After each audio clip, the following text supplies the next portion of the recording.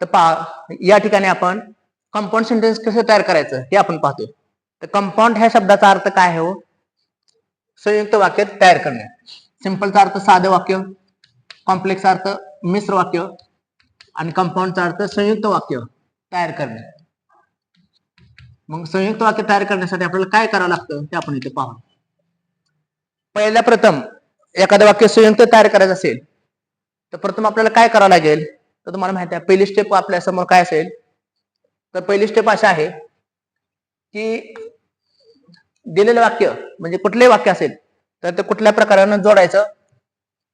जे प्रमुख शब्द असतात हे जोडायचं. म्हणजे जर दोन वाक्य दिले असतील वेगवेगळ्या प्रकारचे किंवा एक वाक्य दिलं असेल तर ते वेगळ्या प्रकारे ते जोडायचं. म्हणजे जर दोन वाक्य असतील किंवा एक वाक्य असेल तर जोडताना काय करायचे?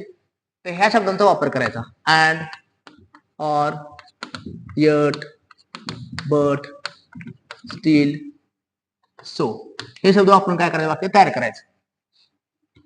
त्या वाक्याच्या ह्याच्याप्रमाणे मिनिंग प्रमाणे शब्दांचा. आता अँडचा अर्थ अधिक, अधिक सांगण्यासाठी. ऑरचा अर्थ पर्याय सांगतो आपण, ऑर. येटचा अर्थ तरी सुद्धा. बटचा अर्थ परंतु. स्टीलचा अर्थ तरीही. आणि सोचा अर्थ म्हणून, कारण की असा अर्थ. हे शब्द वापरून आपण वाक्य कंपाऊंड सेंटेन्स तयार करायचं. आता पहा पहिलं एक्झाम्पल बघा, तुमच्या लक्षात येतं का बघा. पहिलं एक्झाम्पल मी तुमच्या समोर लिहितो बघा, तुमच्या लक्षात येते का? फॉर एक्झाम्पल अशा एखादं एक्झाम्पल आहे पहा आणि ते वाक्य आपल्याला कंपाऊंड मध्ये तयार करायचं आहे. समजा असं एक्झाम्पल आहे, ही असं म्हणा आपण या ठिकाणी आपण कंपाऊंड सेंटेन्स तयार करतोय.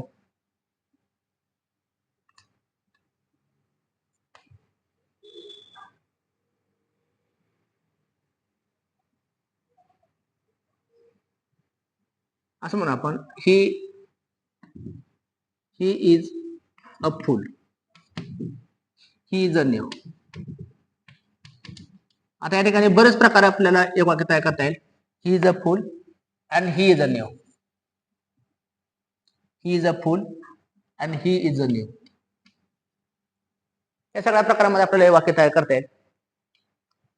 आता he is a fool and he is a new हे वाक्य कसं तयार करता येईल? And, or, yet, but, still. आणखीन काय शब्द आहेत ह्याच्यामध्ये तयार करता येईल आपल्याला? आणखीन आधीचे शब्द काय काय येतात याच्यामध्ये? Either, or, neither, nor, not only but also,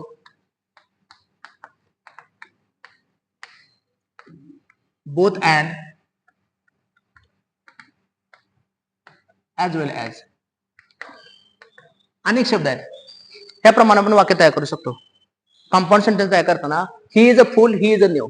तो मूर्ख आहे आणि तो फसवा आहे. पहिले मित्र आपण काय वापरू शकतो? He is a fool. बघा, he is a fool and he is a new.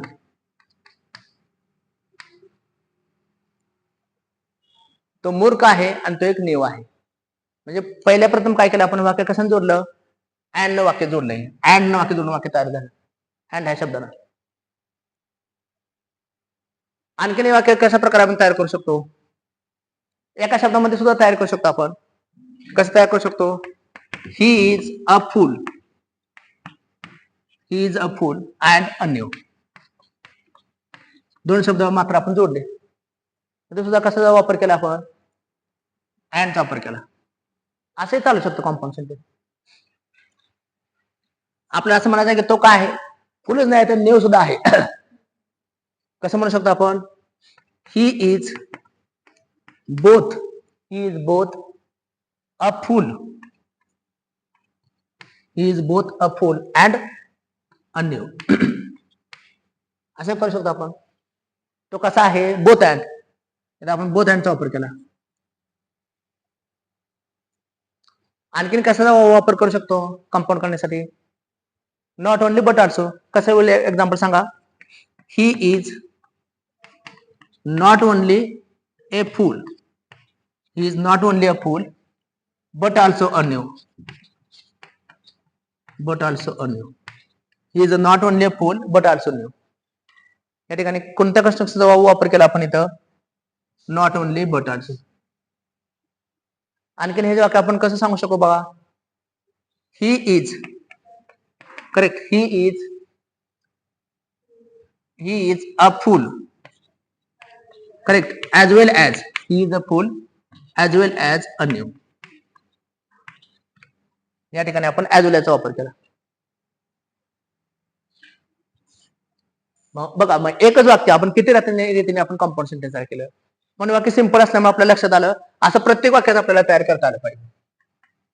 हे प्रत्येक वाक्य आपण इथं ऑर म्हणू शकतो आपण.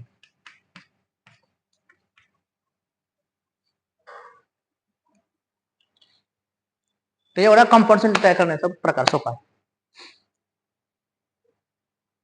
आता हे झालं वाक्य सोपं. म्हणजे हे वाक्य दोन वाक्यात आपण एकत्रीकरण केलं. जर एकच वाक्य असेल तरी कसं तयार करायचं? हा पहिला प्रकार बघितला आपण दोन वाक्याचं. म्हणजे थोडक्यात काय बघितलं आपण? दोन वेगवेगळे वाक्य असतील तर हे करायचं. आता एक वाक्य आलं तरी सुद्धा तिथं आपण ते करू शकतो. एक वाक्य आलं तरी सुद्धा कसं करायचं? समजा असं एक्झाम्पल आहे बघा.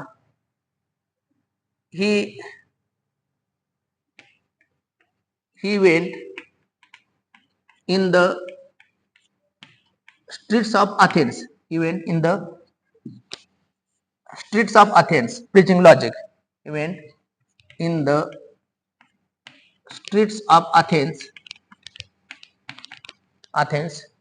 preaching logic. हे वाक्य सॉक्रेटिसच्या संदर्भात आहे. You know that Socrates was a great philosopher. He went in the streets of Athens preaching logic.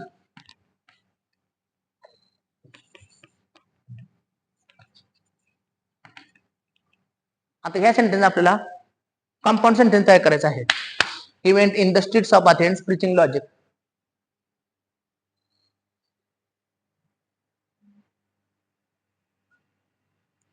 कसं करू आपण? ह्या वाक्यातला काळ कोणता पहा? दोन वाक्य आपल्याला तयार करायचे आहेत. पहिलं वाक्य काय सांगते? ही went in the streets of Athens. आता ह्या ठिकाणी दोन घटना काय आल्यात बघा. प्रथम तो काय करतो किंवा सॉक्रेटिस काय करतात? वेंट गेले.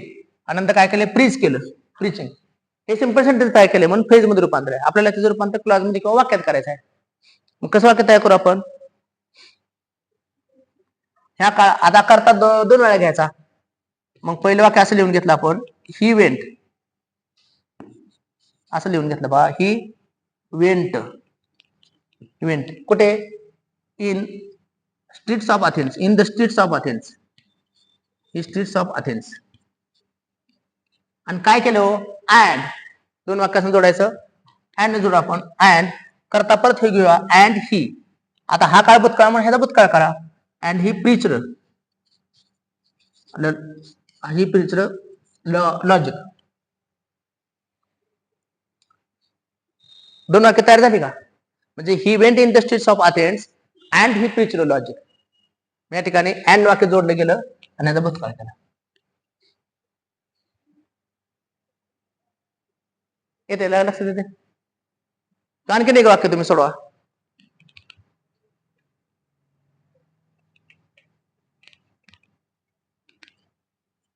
Putting off his clothes, he plunged into the water.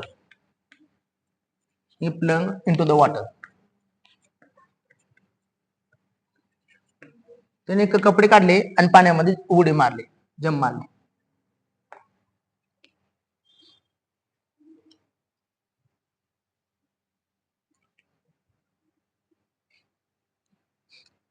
Putting off his clothes, he plunged into the water. कसं सेंटेन्स तयार होईल?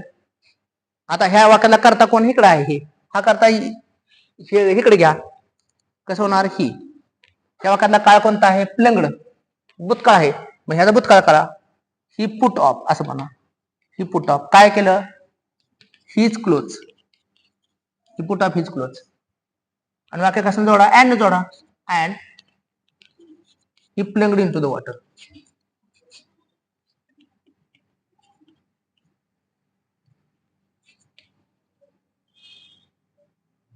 काय केलं आपण या ठिकाणी? अँडचा वापर केला. He put off his clothes. पुटिंगचं पुट ऑफ केलं. अँड मला वाटतं हा सुद्धा पाठ एवढा सोपा आहे, हा पाठ तुम्हाला कळाला असेल अशी मला अपेक्षा आहे. थँक्यू. चांगलं समजलं असेल, क्लिअर कळलं असेल तर लाईक आणि सबस्क्राईब करा.